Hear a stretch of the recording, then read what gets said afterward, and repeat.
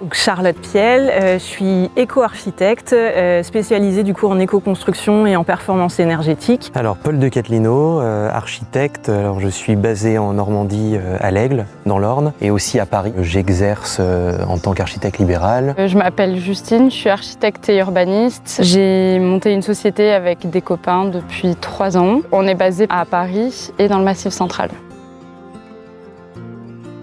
La formation, c'est aussi la crédibilisation auprès de mes clients d'un savoir-faire. Aujourd'hui, on a un travail vraiment collaboratif avec les artisans avec lesquels on travaille. D'un point de vue assurantiel, voilà, la ProChanvre nous permet du coup d'avoir un cadre réglementé et d'être assuré auprès de nos assureurs. Et voilà, la crédibilisation aussi par rapport à une reconnaissance de connaissances qu'on peut avoir autour du matériau.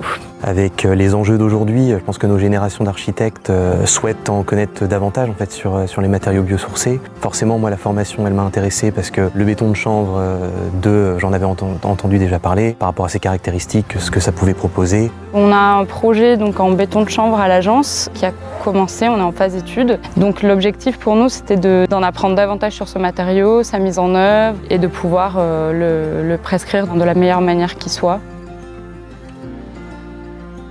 Beaucoup de connaissances techniques et je pense que c'est fondamental parce que en fait, pour pouvoir prescrire en tant qu'archi, on doit quand même être au courant de ce qu'on prescrit.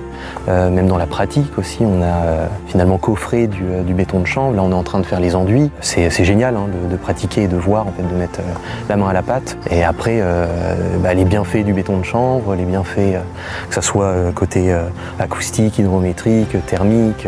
Toute la partie sur la ressource du chanvre, la convocation des ressources, de comprendre la culture du chanvre, tout le volet plutôt productif, le côté finition, rendu, esthétique aussi, comment le bâtiment il est construit, quels matériaux il convoque, quel type d'enduit on peut mettre en œuvre.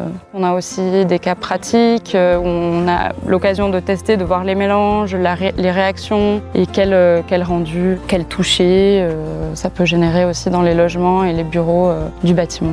Plein de petites astuces aussi pour pouvoir parler du matériau. C'est vrai que quand on est architecte ou dans le milieu de la construction, on a tendance à développer ou à proposer un matériau un peu tout le temps de la même manière. Là, il n'y a pas plein de façons de voir les choses différentes, plein de personnes qui ont des parcours différents. Donc c'est hyper intéressant de pouvoir croiser en fait les regards de chacun. Et puis il y a toujours des problématiques chantiers que certains ont eu, que d'autres n'ont pas eu. Ça permet aussi d'avoir un retour d'expérience qui est hyper intéressant, d'aller creuser certains sujets et donc d'aller encore un peu plus loin dans l'apprentissage du matériau et la découverte de ses points de spécificité et de sa technicité.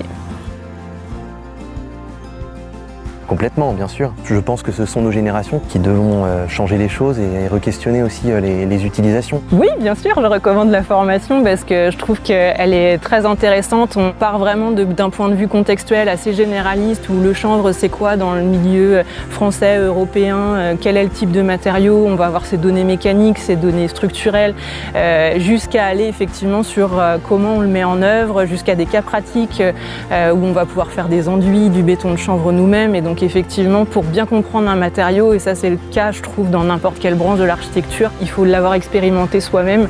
Et moi je fais partie des architectes qui pensent qu'il faut avoir fait du chantier pour savoir exactement bien faire son métier, parce qu'on ne peut pas dessiner quelque chose dont on ne sait pas comment il est construit. Et donc c'est exactement ça avec cette formation. On a à la fois de la pratique et de la théorie, et voilà, ça nous permet d'avoir le matériau dans sa globalité.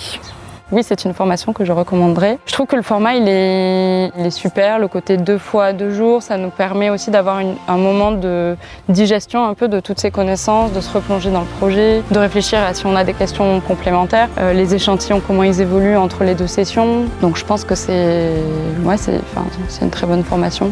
Moi, c'est la première formation en vérité que je fais et j'espère que ce ne sera pas la dernière. Ce que j'aime bien, c'est simple, c'est la simplicité. Même si c'est pas simple en soi, en mise en œuvre, mine de rien, ça l'est quand même. Simple. Matérialité. Je trouve qu'il y a le côté confort dans tous les sens du terme. C'est le futur.